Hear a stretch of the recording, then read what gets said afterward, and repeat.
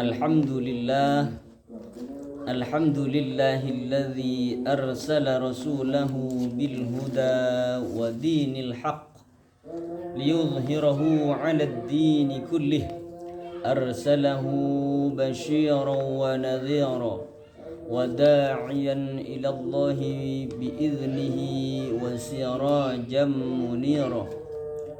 أشهد أن لا إله إلا الله وحده لا شريك له وأشهد أن سيدنا محمدا عبده ورسوله لا نبي بعده.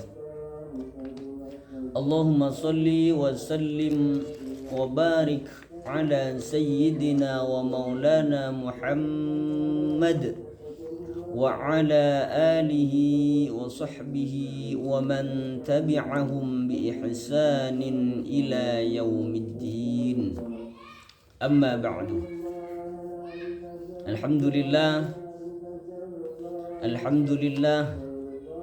Allah subhanahu wa ta'ala masih mengaruniakan nikmat kepada kita. Allah subhanahu wa ta'ala masih melimpahkan nikmat yang tanpa batas kepada kita semua. Allah subhanahu wa ta'ala masih mengaruniakan nikmatnya kepada kita, yang dengan itu semua alhamdulillah hari ini kita masih bisa melaksanakan ibadah puasa di dalam bulan Ramadan seperti saat ini. Yang alhamdulillah hari ini kita sudah memasuki Ramadan hari yang ke-11. Itu artinya sudah 10 hari bulan Ramadan ini berlalu. Itu artinya sudah 10 hari bulan Ramadan ini pergi meninggalkan kita semua dan tidak akan pernah kembali lagi. Kita hanya bisa berharap kepada Allah, mudah-mudahan 10 hari Ramadan yang sudah pergi berlalu meninggalkan kita semua, mudah-mudahan ibadah puasa kita diterima oleh Allah subhanahu wa ta'ala dan mendapatkan keridhaan darinya. Dan kita berharap juga kepada Allah, mudah-mudahan ibadah-ibadah kita yang kita lakukan di dalam bulan Ramadan 10 hari yang sudah berlalu itu, kesemuanya ibadah kita diterima oleh Allah subhanahu wa ta'ala dan mendapatkan ridho darinya. Amin Allahumma amin. Kita juga berharap kepada Allah, kita memohon kepada Allah agar kita masih bisa diberikan umur yang panjang. Kita mudah-mudahan masih diberikan kesehatan jasmani dan rohani oleh Allah subhanahu wa ta'ala, agar kita masih bisa melanjutkan melaksanakan ibadah puasa yang hanya kurang 20 ataupun 19 hari lagi. Kita juga mohon kepada Allah agar kita diberikan kemudahan-kemudahan di dalam menjalankan ibadah puasa ini dan untuk menjalankan ataupun melaksanakan ibadah-ibadah yang lain tentunya. Amin Allahumma amin. Alhamdulillah hari ini kita sudah memasuki 10 hari yang kedua di dalam bulan Ramadan ini. Bulan Ramadan menjadi 3 bagian.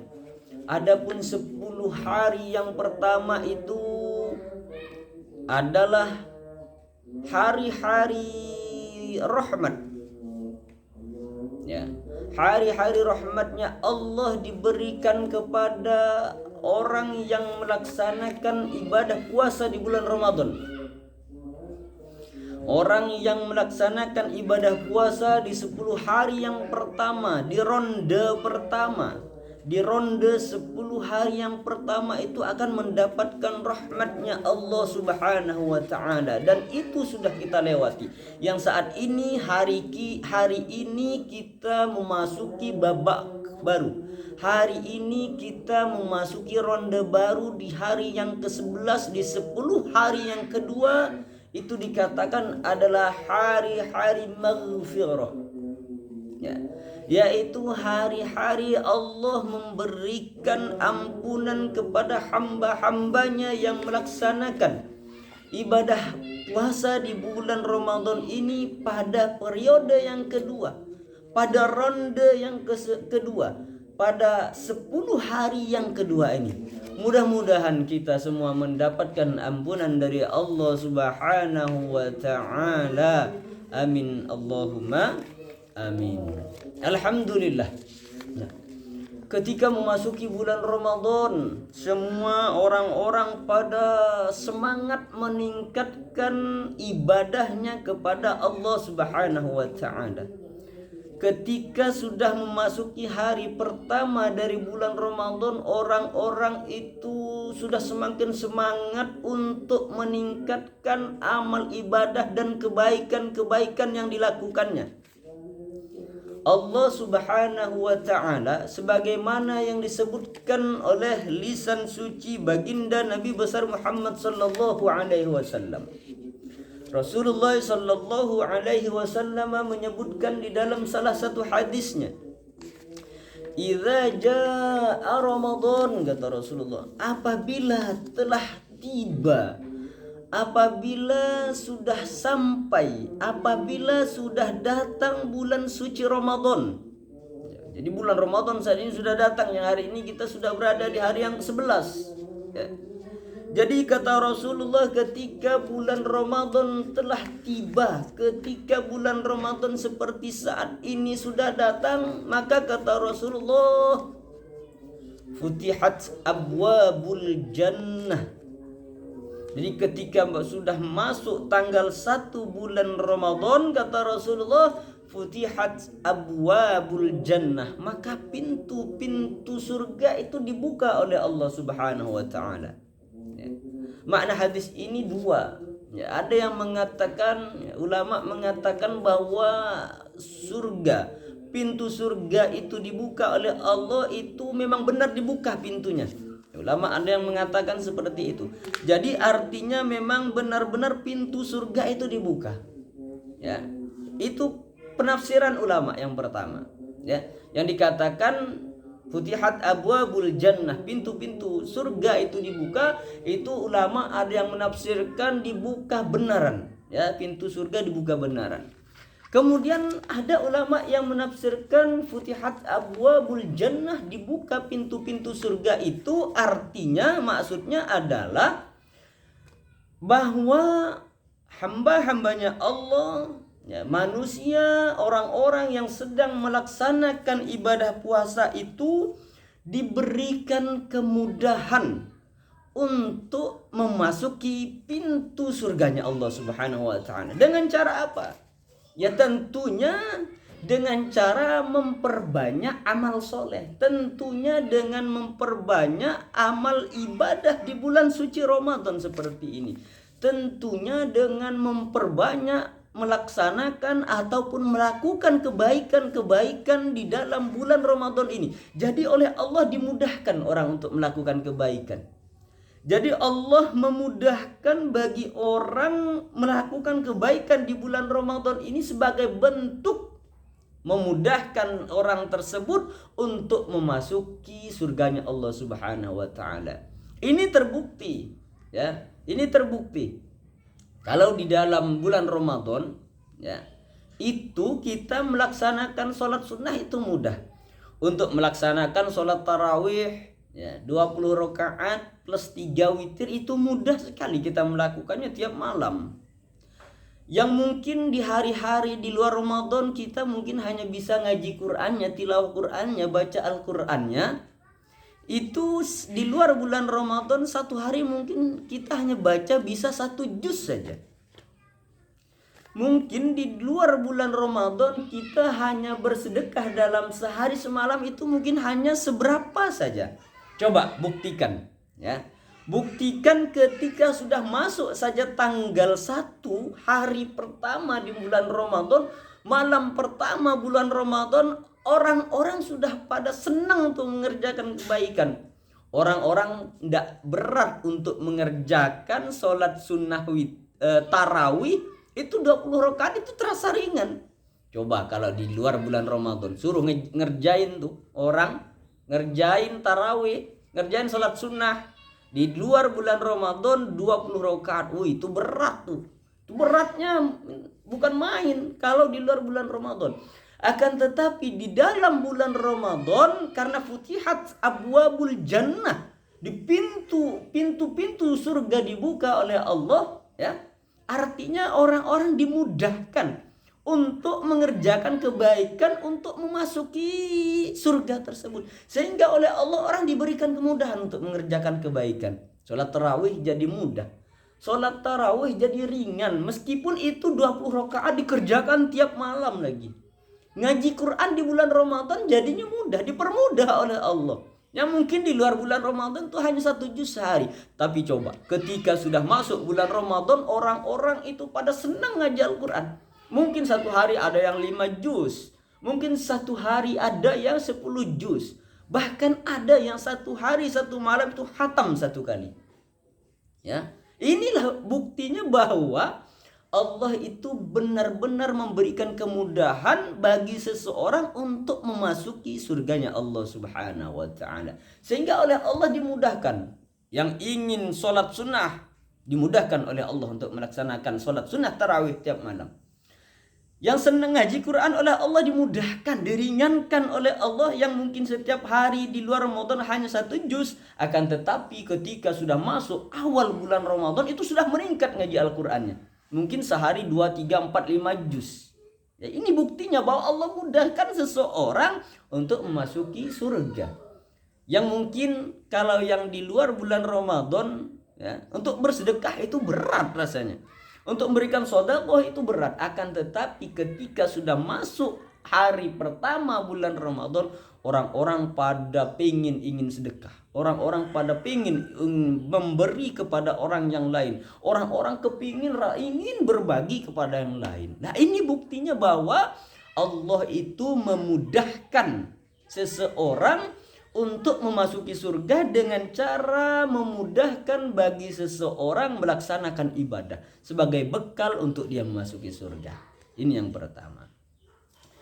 Jadi kata Rasulullah, idza jaa Ramadan, apabila Ramadan sudah datang, apabila bulan Ramadan sudah tiba, yang pertama futihat abwabul jannah, maka pintu surga oleh Allah dibuka. Ya, dibuka, ada yang mengatakan, ulama mengatakan dibuka secara benar-benar dibuka pintu surga. Kemudian yang kedua adalah memberikan kemudahan. Penafsiran yang kedua, memberikan kemudahan kepada hamba-hamba yang melaksanakan ibadah puasa, dimudahkan untuk melaksanakan kebaikan-kebaikan. Dimudahkan dengan kebaikan itu untuk memasuki surganya Allah Subhanahu wa ta'ala.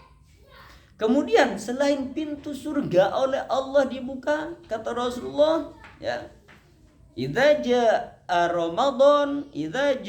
Ramadan futihat abwabul jannah. Yang pertama, ketika sudah tiba, ketika sudah datang bulan Ramadan, maka pintu surga dibuka oleh Allah. Ya. Kemudian wa ghulqat abwabun niran. Ya, yang kedua kata Rasulullah, ya, pintu-pintu neraka itu, kata Rasulullah, kalau bulan Ramadan seperti ini ditutup oleh Allah Subhanahu wa ta'ala. Ya, ini pun sama, ulama menafsirkan, ada yang menafsirkan memang pintu neraka, ya, memang pintu neraka itu benar-benar ditutup oleh Allah. Ya. Wa ghulqat abwabun niran. Pintu neraka itu memang benar-benar ditutup oleh Allah. Ini pendapat yang pertama, ulama menafsirkan memang benar-benar ditutup pintu nerakanya. Ya, agar apa? Agar orang yang melaksanakan ibadah puasa tidak masuk ke dalam nerakanya Allah Subhanahu wa ta'ala. Yang kedua, ya, itu sama. Ya, penafsirannya yaitu mempersulit, ya, seseorang untuk memasuki nerakanya Allah Subhanahu wa ta'ala. Penafsiran yang kedua, ya, ulama mengatakan kalau yang pertama adalah benar-benar pintu neraka itu ditutup oleh Allah Subhanahu wa ta'ala. Kemudian yang kedua yaitu mempersulit bagi hambanya untuk memasuki nerakanya. Dengan cara apa? Dengan cara Allah mempersulit hambanya untuk melaksanakan perbuatan dosa. Allah Subhanahu wa ta'ala mempersulit hambanya dengan cara mempersulit hambanya untuk melaksanakan maksiat. Mempersulit hambanya jangan sampai melakukan perbuatan dosa. Ini penafsiran yang kedua. Buktinya, ya lihat tuh di bulan Ramadan. Ya. Dengan cara apa? Dengan cara berpuasa, mengekang syahwatnya, mengekang hawa nafsunya. Sehingga karena sudah dikekang hawa nafsunya, ya, dikekang hawa nafsunya dengan melaksanakan ibadah puasa, nafsunya lemah. Jadi kalau sudah nafsunya lemah, ya, nafsunya lemah, syahwatnya lemah, maka untuk bermaksiat pun akan lemah. Maka untuk melakukan perbuatan dosa pun juga akan lemah, ya. Karena nafsul ammaroh, ya, nafsul ammaroh itu akan selalu saja, ya, akan selalu saja mengajak seseorang itu untuk melakukan kejahatan, ya. Makanya Al-Quran mengatakan, Allah Subhanahu wa ta'ala menyebutkan dalam Al-Quran, innan nafsala ammaratum bisu, kata Allah, ya. Sungguhnya nafsul ammarah, ya, itu akan selalu saja mengajak manusia itu untuk selalu mengerjakan kejahatan. Nah, jadi untuk mengekang itu semua, untuk mempersulit hambanya mengerjakan ataupun melakukan perbuatan dosa, perbuatan maksiat, maka dikekanglah nafsunya dengan cara melaksanakan puasa agar hawa nafsunya itu lemah, agar nafsunya itu lemah, agar syahwatnya itu lemah. Sehingga kalau nafsunya lemah, syahwatnya lemah, maka untuk melakukan perbuatan dosa, maka untuk bermaksiat kepada Allah pun akan menjadi lemah pula. Ini makanya, ya, wa ghulliqat abwabun niran, pintu neraka ditutup oleh Allah Subhanahu wa ta'ala. Penafsiran pertama, ditutup, memang ditutup pintunya. Yang kedua adalah ditutup pintu neraka itu dengan mempersulit hambanya untuk melaksanakan perbuatan dosa dan maksiat. Dengan cara berpuasa, dilemahkan nafsunya, dilemahkan syahwatnya, sehingga karena nafsunya lemah, syahwatnya lemah, untuk bermaksiat pun menjadi lemah, untuk melakukan perbuatan dosa pun akhirnya jadi malas. Kemudian yang ketiga, ya, kata Rasulullah, yang pertama adalah futihat abwabul jannah idza jaa Ramadan. Apabila Ramadan sudah datang, apabila bulan Ramadan sudah tiba, maka futihat abwabul jannah, maka pintu surga dibuka oleh Allah Subhanahu wa ta'ala. Wa ghulliqat abwabun niran, ditutup pintu-pintu neraka. Dan yang ketiga, kata Rasulullah sallallahu alaihi wasallam, adalah wasuffidatisy syayatin. Dan yang ketiga, di dalam bulan Ramadan ini, kata Rasulullah, kalau sudah tiba bulan Ramadan seperti sekarang, wasuffidatisy syayatin, maka setan-setan itu dibelenggu oleh Allah Subhanahu wa ta'ala. Setan-setan di bulan Ramadan ini oleh Allah diikat. Setan-setan di bulan Ramadan seperti ini Allah penjarakan semuanya. Akan tetapi, ya, setan itu tahu. Ya, setan itu tahu kalau bulan Ramadan itu dia pasti dibelenggu oleh Allah Subhanahu wa ta'ala. Pertanyaannya, kalau setan di bulan Ramadan itu dipenjara oleh Allah, dibelenggu oleh Allah di dalam bulan Ramadan, tapi kenapa kok orang masih banyak saja melakukan perbuatan dosa? Ya. Perbuatan dosa itu timbul terkadang karena dorongan dari nafsu manusia itu sendiri. Ya, makanya innan nafsala ammaratum bisu. Ya, sungguhnya wa nafsu itu, nafsul ammarah, selalu saja mengajak manusia untuk melakukan perbuatan dosa, untuk melakukan kesalahan-kesalahan. Ya. Setan itu tahu kalau bulan Ramadan di penjara oleh Allah, sehingga setan itu, ya, membuat suatu cara bagaimana nantinya ketika, ya, tiba bulan Ramadan, tugas-tugasnya itu tidak terhenti ketika Ramadan. Ya, akhirnya setan itu membuat pengkaderan, ya. Setan itu buat kaderisasi, ya. Akhirnya dididiklah. Nah, manusia itu dididik sama setan, ya. Wujudnya manusia sih, iya manusia, tapi karena sudah mendapatkan didikan dari setan, ya, sudah mendapatkan pendidikan yang dikader oleh setan-setan, sehingga ketika bulan Ramadan sudah tiba, nah orang-orang yang dikader setan ini, yang dikader oleh iblis untuk melanjutkan visi dan misinya di bulan Ramadan tetap tercapai. Kenapa? Karena setan itu sudah mengkader. Ya. Siapa yang dikader? Ya manusia. Ya manusia yang dikader oleh setan. Ya, diturunkan sifat-sifat setannya itu diturunkan kepada manusia. Sehingga makanya di dalam bulan Ramadan ini masih banyak orang yang melakukan perbuatan dosa. Sehingga di bulan Ramadan seperti ini masih banyak saja orang yang tidak melaksanakan ibadah puasa. Sehingga meskipun di dalam bulan Ramadan seperti sekarang masih banyak saja orang bermaksiat kepada Allah Subhanahu wa taala. Kenapa? Ya memang setannya dibelenggu oleh Allah, setannya dipenjara oleh Allah, setannya diikat oleh Allah selama bulan Ramadan ini. Akan tetapi setan itu sudah membuat kader ya untuk melanjutkan pekerjaannya, untuk melanjutkan visi dan misi setan ketika bulan Ramadan tiba. Ya, akhirnya masih banyak sampai sekarang. Ya. Masih banyak manusia yang melakukan perbuatan dosa, perbuatan maksiat di dalam bulan Ramadan seperti ini. Jadi jangan lagi nyalahkan setannya, karena setannya oleh Allah sedang dipenjara. Setannya di bulan Ramadan seperti ini dibelenggu oleh Allah Subhanahu wa taala.